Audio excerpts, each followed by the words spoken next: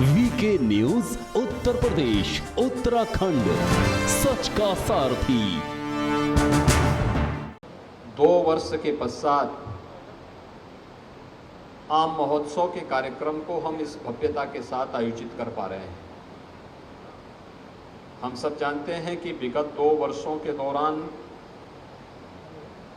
पूरा देश और पूरी दुनिया इस सदी की सबसे बड़ी महामारी कोरोना का सामना कर रही थी और कोरोना महामारी ने जनजीवन दोनों को पूरी दुनिया के अंदर प्रभावित किया। लेकिन उसी में रास्ता निकालते हुए आदरणीय प्रधानमंत्री जी की प्रेरणा से हम सब ने जीवन भी बचाया और जीविका को भी बचाने के लिए बेहतर प्रयास किए। आज एक आम महोत्सव 2022 उसी श्रृंखला का एक हिस्सा है। मैं इसके लिए आयोजकों को हृदय से धन्यवाद देता हूं। भाइयों बहनों, आम की जब बात होती है तो मुझे लगता है कि हर भारतवासी, नहीं तो उत्तर प्रदेश के अंदर हर उत्तर प्रदेश का वासी आम के गुणों से भली भांति अवगत है। आम की बात होती है तो जब वो छोटा होता है उस समय से लेकर के चटनी से लेकर के अचार से लेकर के उसका मुरब्बा हो या फिर आम रस की बात हो या फिर पके हुए आम को खाने का अपना आनंद, अपने आप में हर व्यक्ति को एक पूर्ण आहार प्रदान करता है आम। अनेक प्रकार के विटामिन का यह स्रोत भी है।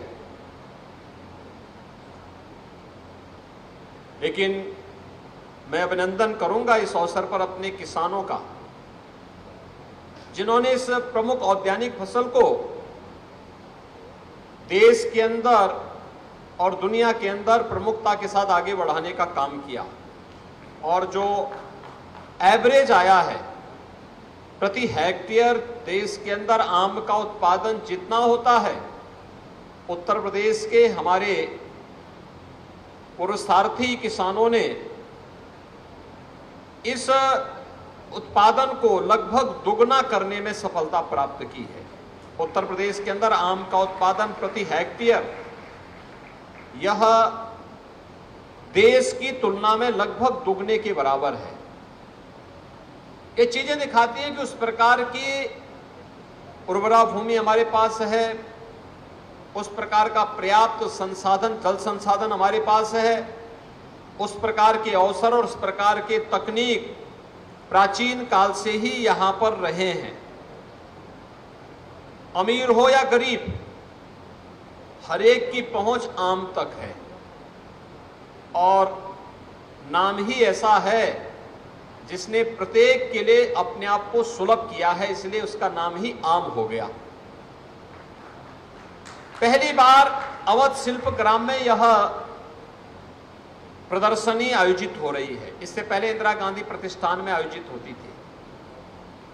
उससे हटकर के एक प्रशस्त जगह हो, जो हमारा बागवान आए, किसान बंधु आए, उनके लिए प्रशस्त जगह मिले, उन्हें सर्दी गर्मी बरसात बिना किसी इसकी परवाह के बगैर हर सम विषम परिस्थिति में यहां पर कार्य करने का पूरा अवसर प्राप्त हो सके और अपनी उत्पाद को प्रदेशवासियों के सामने प्रस्तुत करने का अवसर भी प्राप्त हो और एक स्वस्थ प्रतिस्पर्धा के लिए वे अपने आप को तैयार कर सके, यह अत्यंत महत्वपूर्ण था। और आज यहाँ पर अवध शिल्प ग्राम के कैंपस में इतना भव्य आम महोत्सव का कार्यक्रम आज यहाँ पर शुरू हो रहा है, जो अगले 4 दिनों तक निरंतर चलेगा।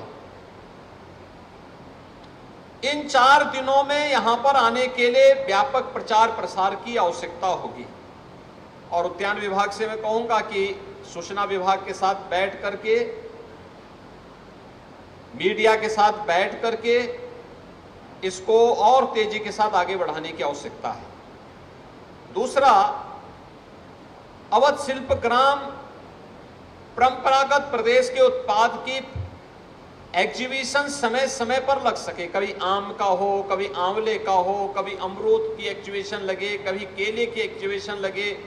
उत्तर प्रदेश के अंदर अलग अलग औद्यानिक फसलों के साथ साथ कृषि विभाग के द्वारा भी पैदा की जाने वाली उपजों की प्रदर्शनी का भी यहां पर एक केंद्र बिंदु बने। मेरी इच्छा थी मैं हर एक स्टॉल पे जाऊं, लेकिन समय की बाध्यता थी, इसलिए हर एक जगह नहीं पहुंच पाया। लेकिन एक कमी जो मुझे देखने को मिली वह आम तो मैंने देखे, लेकिन ऑर्गेनिक आम अभी तक यहां पर देखने को नहीं मिला। और मुझे लगता है कि इसकी डिमांड भी ज्यादा होगी।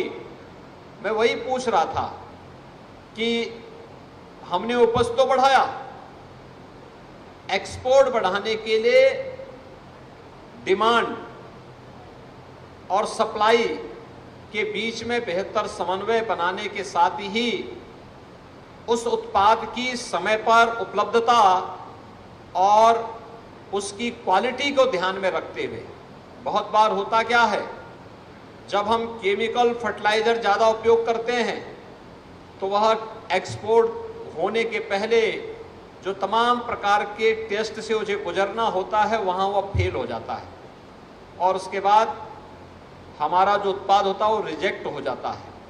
हमारा प्रयास होना चाहिए कि अभी से हम तैयारी करें। मैंने देखा कि एक बहराइच से आई हुई यहाँ पर एक बागवान ने 1 वर्ष के अंदर ही आम की फसल लेना प्रारंभ किया। अगर 1 वर्ष के अंदर आम की फसल ली जा सकती है, थोड़ी सी तैयारी हो, और तीसरे साल में वह आम अपनी पूर्णता का परिचय देते हुए पर्याप्त मात्रा में फल देने की तैयारी करेगा। लेकिन उसके लिए उस प्रकार की व्यवस्था करना और प्राकृतिक खेती के साथ जोड़ने का जो बृहद कार्यक्रम कृषि विभाग के द्वारा प्रारंभ हुआ है, उद्यान विभाग उसके साथ भी अगर जुड़ जाता है तो मुझे लगता है कि इसको हम लोग बहुत अच्छे ढंग से अगले 1 वर्ष 2 वर्ष के अंदर हम अपने प्रोडक्ट को इस बारे में कहने की स्थिति में होंगे कि यह एक ऑर्गेनिक प्रोडक्ट है और हमें बीज से लेकर के इसकी तैयारी करनी होगी। बीज से लेकर के और आम के वृक्ष तक या किसी भी वृक्ष के, किसी भी फलदार वृक्ष के खड़े होने तक और फिर फलों के आने से लेकर के उस बाग से लेकर के बाजार तक हम उसकी जैविक प्रवृत्ति को बनाए रखेंगे तो हम लोगों की जो उत्पाद होगी इसकी मार्केट में डिमांड भी होगी। दूसरा, हमारा प्रयास होना चाहिए कि हम लोग इसके बारे में अधिक से अधिक प्रचार भी करें और जो टेस्टिंग लैब हर कमिश्नरी स्तर पर राज्य शासन के द्वारा स्थापित करने की प्रक्रिया चल रही है, इस प्रक्रिया को भी हम तेजी के साथ आगे बढ़ाते हुए दुनिया के अंदर उस मार्केट को टटोलें जहां पर हमारा बागवान अपनी फसल को पहुंचाने के लिए वहां अपने उत्पाद को भेज सके। इसके लिए प्रदेश सरकार ने और केंद्र सरकार ने अनेक कार्यक्रम बनाए हैं। जैसे प्रधानमंत्री जी के इजराइल विजिट के दौरान इजराइल के सहयोग से हम लोगों ने प्रदेश के अंदर बस्ती और कन्नौज में 2 सेंटर ऑफ एक्सीलेंस स्थापित किए थे जो बहुत अच्छे काम कर रहे हैं। बस्ती में औद्यानिक फसलों के लिए है और कन्नौज में सब्जी आदि के लिए वहां पर ये सेंटर ऑफ एक्सीलेंस काम कर रहा है। यहां पर प्रदेश के अंदर जितने भी कृषि विश्वविद्यालय हैं, हॉर्टिकल्चर भी उसका एक भाग है। एक डिपार्टमेंट अपने आप में एक फैकल्टी के रूप में वहां पर हॉर्टिकल्चर भी काम कर रहा है। जितने कृषि विज्ञान केंद्र हैं, उन सभी कृषि विज्ञान केंद्रों में भी हमारे पास हॉर्टिकल्चर के विशेषज्ञ होते हैं। केवल उनको आपस में जोड़ने की आवश्यकता है और उसे हम ऑर्गेनिक रूप से नेचुरल फार्मिंग के साथ जोड़ करके उसे आगे बढ़ाने का कार्य करेंगे तो इसके बेहतरीन परिणाम आ सकते हैं। दूसरा, केवल फसल लेना ही नहीं, हम उसे फूड प्रोसेसिंग के साथ जोड़ेंगे तो वह उसके दाम को कई गुना बढ़ाने में मदद करेगा। और समय आ गया है कि हम परंपरागत फसल को आगे बढ़ाने के साथ साथ फसलों के विविधीकरण की तरफ भी जाएं और साथ साथ औद्यानिक फसलों की तरफ अगर हम आगे बढ़ते हैं तो इससे किसान की आमदनी को कई गुना बढ़ाने में भी हमें मदद मिल सकती है। मुझे पूरा विश्वास है कि उद्यान विभाग आधुनिक तकनीक को अपनाते हुए जो वर्तमान में अभियान चल रहे हैं, राज्य सरकार ने बुंदेलखंड को पूरी तरह ऑर्गेनिक एग्रीकल्चर के साथ उसे जोड़ने की प्रक्रिया के साथ जोड़ा है। अगर उद्यान विभाग भी उसके साथ जुड़ता है और वहां पर किसानों के प्रोत्साहन के लिए उस प्रकार की स्कीम लेकर के आती है तो उससे किसान प्रोत्साहित होगा। बुंदेलखंड जैसे क्षेत्र में प्राकृतिक खेती आज की आवश्यकता है, हम तकनीक के साथ उसे जोड़ेंगे, ड्रिप इरिगेशन के साथ जोड़ेंगे, नेचुरल फार्मिंग के साथ जोड़ेंगे, टेस्टिंग लैब स्थापित करते हुए विश्वविद्यालयों को उसके साथ जोड़ेंगे। बुंदेलखंड के दोनों कमिश्नरी में, झांसी में केंद्र सरकार के द्वारा केंद्रीय विश्वविद्यालय है और बांदा में राज्य सरकार के द्वारा संचालित कृषि विश्वविद्यालय है। हर जनपद में 1 या 2 कृषि विज्ञान केंद्र पहले से संचालित हैं, यानी ये पहले से कार्य कर रहे हैं। इसके अलावा कानपुर में एक कृषि विश्वविद्यालय पहले से कार्यरत है। इसी प्रकार से अयोध्या में कृषि विश्वविद्यालय कार्यरत है, मेरठ में कृषि विश्वविद्यालय कार्य कर रहा है। इन सब की सेवाओं को जोड़ करके अगर हम एक साथ मिलकर के कार्य प्रारंभ करेंगे तो बेहतर परिणाम हम दे पाएंगे। दूसरा, इसको फूड प्रोसेसिंग के साथ जोड़ करके भी जितनी भी फसल पैदा होती है, जितनी मार्केट की आवश्यकता है, नागरिकों की आवश्यकता है, उतना मार्केट में उपलब्ध कराना, शेष की प्रोसेसिंग के साथ उसे जोड़ना जिससे किसान को अच्छा और अधिक समय तक दाम मिल सके। उस दिशा में अनेक उत्पाद इससे बन सकते हैं और किसान को हम ज्यादा लाभ इसके माध्यम से प्रदान कर सकते हैं। मुझे बताते हुए प्रसन्नता है कि भारत सरकार के द्वारा एक मेगा क्लस्टर आम का लखनऊ में स्वीकृत हुआ है, जिसमें अगले 5 वर्ष के अंदर 100 करोड़ रुपए भारत सरकार खर्च करेगी और उत्तर प्रदेश में लखनऊ के आम को भी हम लोगों ने काकोरी ब्रांड के रूप में देश और दुनिया के सामने प्रस्तुत किया है। काकोरी देश की स्वाधीनता आंदोलन का एक प्रमुख केंद्र बिंदु रहा है। देश की आजादी के लिए जब देश अपना अमृत महोत्सव मना रहा है तो अमृत महोत्सव के इस अवसर पर काकोरी के महानायकों को स्मरण करते हुए काकोरी ब्रांड के नाम पर लखनऊ का आम देश और दुनिया के अंदर जा सके तो क्रांतिकारियों की उस देश के उन सपनों को साकार करने वाले नए भारत के नए उत्तर प्रदेश की तस्वीर को भी उनके सामने प्रस्तुत करने में सहायक होगा। आम महोत्सव अपने उद्देश्य के प्रति सफल हो, इस विश्वास के साथ आगामी वर्ष की भी एक बृहद कार्य योजना पहले से ही हम तैयार करें। आगामी वर्षों के लिए हमारी जो कार्य योजना होनी चाहिए, उस कार्य योजना का हिस्सा केवल यहीं पर नहीं, आम की फसल अगर आप देखेंगे अलग अलग राज्यों में अलग अलग समय ये फसल आती है। जब यहाँ पे दशहरी गौरजीत समाप्त तो होगा, उत्तराखंड में उसके बाद ही तैयार होगा।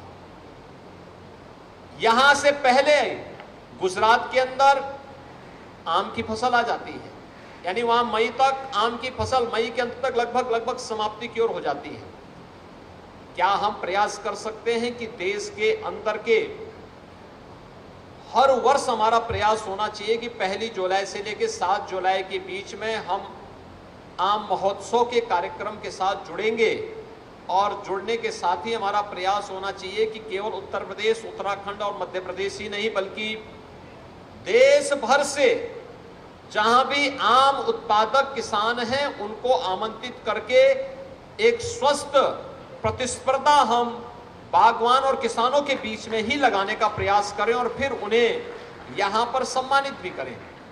ऑर्गेनिक खेती के लिए जो अन्य कार्य हो रहे हैं, नेचुरल फार्मिंग में गंगा के दोनों तटों पर प्रदेश के अंदर 27 जनपदों से गंगा मैया जाती है। इन 27 जनपदों के दोनों तटों पर 5-5 किलोमीटर के दायरे पर भी हम नेचुरल फार्मिंग के कार्यक्रम को आगे बढ़ा रहे हैं। ये नेचुरल फार्मिंग न केवल अन्नदाता किसानों की उत्पाद को मार्केट में ज्यादा दाम देगा, बल्कि हम सबकी आस्था की प्रतीक गौ माता की रक्षा करने में भी सहायक होगा। आस्था का भी सम्मान होगा और अर्थव्यवस्था भी सुदृढ़ होगी। इन दोनों में बेहतर समन्वय का ये माध्यम बन पाएगा।